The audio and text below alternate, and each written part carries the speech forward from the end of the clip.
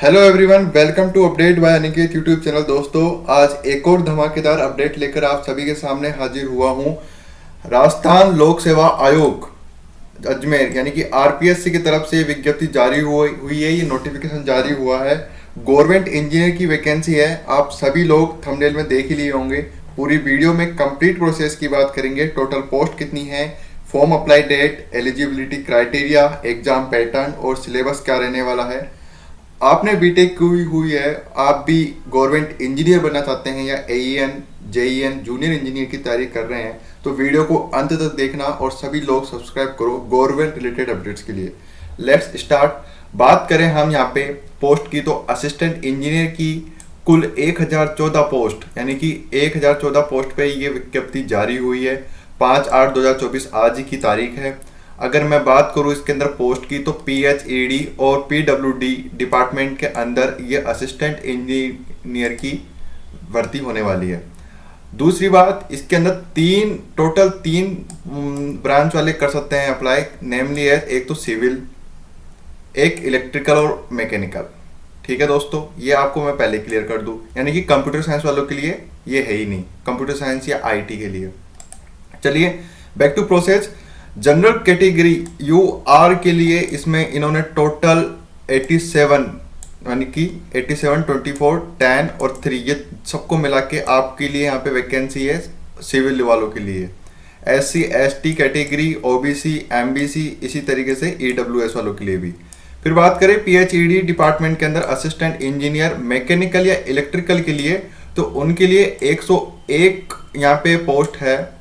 यहाँ पे आप देख सकते हो और नोटिफिकेशन के अंदर, क्योंकि सबकी कैटेगरी अलग अलग है, अगर मैं सबकी यहाँ पे बताने लगा तो वीडियो लंबी हो जाएगी। तीसरी बात करूँ पीडब्ल्यूडी डिपार्टमेंट यानी कि public work department assistant engineer civil वालों के लिए 125 पोस्ट है।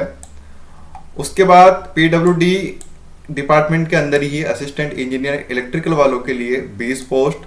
डब्ल्यूआरडी डिपार्टमेंट के अंदर 156 पोस्ट सिविल वालों के लिए। इसी तरीके से डब्ल्यूआरडी के लिए अंदर मैकेनिकल वालों के लिए ओनली 7 वैकेंसीज है। Panchayati Raj department assistant engineer civil agriculture, इन दोनों को मिला के 240 वैकेंसीज है। चलिए बात कर लिए हैं अपन पोस्ट के बारे में। अब हम बात करेंगे आगे। यहाँ पे इन्होंने डिटेल वाइज दे रखी है, आप पढ़ लेना। अब अपन पढ़ते हैं आयु के बारे में कि एज क्या है। तो एज आपकी 1/1/2025 को न्यूनतम मिनिमम 21 वर्ष से लेकर 40 वर्ष तक होनी चाहिए। और 5 साल की छूट दी गई है किस किस को, अनुसूचित जाति, जनजाति और पिछड़ा वर्ग को। और 10 वर्ष की छूट दी गई है राजस्थान की अनुसूचित जनजाति और जाति अन्य पिछड़ा वर्ग यानी कि ओबीसी ईडब्ल्यूएस वालों को, वो भी महिलाओं को सिर्फ। और 5 वर्ष की छूट दी गई है सामान्य अनारक्षित वर्ग की महिलाओं को यानी कि ईडब्ल्यूएस वालों को। ठीक है।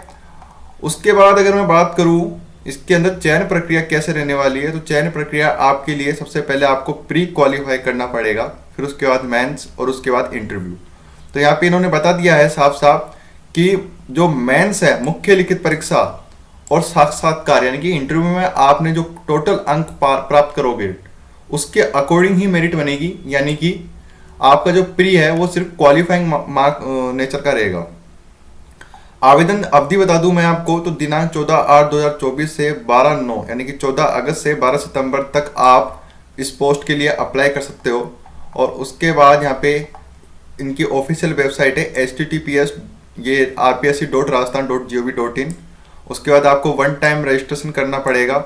और अपने लिए मतलब कि यूआर कैटेगरी के लिए 600 रुपये फॉर्म फीस, और आरक्षित यानी कि ओबीसी एसटी एससी वालों के लिए 400 रुपये फॉर्म फीस, और इसी तरीके से दिव्यांग जन के लिए भी 400 रुपये फॉर्म फीस है। तो यहाँ पे आप देख सकते हो। उसके बाद अगर मैं बात करूँ स्कीम ऑफ एग्जामिनेशन यानी कि एग्जाम पैटर्न क्या रहने वाला है, तो चलिए अब मैं आपको बता देता हूँ। सेक्शन ए इन्होंने बता दिया है। एक तो होगा आपकी प्रीलिमिनरी एग्जाम यानी कि प्री, मेंस और उसके बाद इंटरव्यू। तो जो कंपलसरी पेपर है जो सबका होगा वो होगा ये वाला। उसमें आएगा आपके लिए general knowledge and general science including general knowledge and Rajasthan यानी राजस्थान की जियोग्राफी, इकोनॉमी भी होगी, राजस्थान की इतिहास और राजस्थान का कला और संस्कृति, जो कि 200 नंबर का होएगा आपका पेपर मैक्सिमम, और 2 घंटे का आपको टाइम मिलेगा। इतना समझ में आ गया। सेक्शन बी जो होगा आपके लिए वो उसके अंदर सिविल इंजीनियर के लिए अलग, इलेक्ट्रिकल वालों के लिए अलग, मैकेनिकल के लिए अलग और एग्रीकल्चर के लिए अलग। तो इनके आपके भी 200 नंबर के पेपर होंगे और 2 घंटे का होगा। यानी कि अगर मैं बात करूं तो 200 नंबर का जो सबका कॉमन होगा वो तो होगा ही होगा, और 200 नंबर का जो आपकी ब्रांच है तो ब्रांच रिलेटेड क्वेश्चन पूछेंगे। तो इसके अंदर भी 2 घंटे और इसके अंदर भी 2 घंटे, तो टोटल आपका 4 घंटे का पेपर होगा। और सेक्शन ए और सेक्शन बी 2 भागों में बांट दिया। अब चलिए मेंस एग्जाम की बात कर लेते हैं। मेंस एग्जाम के अंदर जो कंपलसरी सब्जेक्ट है वो हिंदी और सोशल एस्पेक्ट्स ऑफ इंजीनियरिंग रहने वाला है, जो कि पेपर फर्स्ट और पेपर सेकंड के नाम से होगा। दोनों ही 100 नंबर के होंगे। उसके बाद पेपर थर्ड और पेपर 4 की बात करूँ तो ये ऑप्शनल सब्जेक्ट है जो आप खुद चूज करोगे। कोई सा भी 2 पेपर होंगे आपके और 200 मार्क्स ईच होएगा। ठीक है, लिस्ट ऑफ ऑप्शनल सब्जेक्ट बताता हूँ। कोई सिविल इंजीनियरिंग चूज करेगा तो सिविल से रिलेटेड क्वेश्चन पूछेंगे यहाँ पे, इलेक्ट्रिकल वालों के लिए इलेक्ट्रिकल, मैकेनिकल वालों के लिए मैकेनिकल और सेम एज एग्रीकल्चर वालों के लिए। इतना समझ में आ गया। Personality and viva voce examination जिन्होंने इंटरव्यू के लिए अंदर पूछेंगे, तो इधर इंटरव्यू के लिए कंप्लीट प्रोसेस दे रखा है इन्होंने कि 35% marks in each of 2 sections रहने वाले चाहिए कंपलसरी के अंदर। यानी कि आपको 72 मार्क्स तो लाने ही पड़ेंगे 200 में से।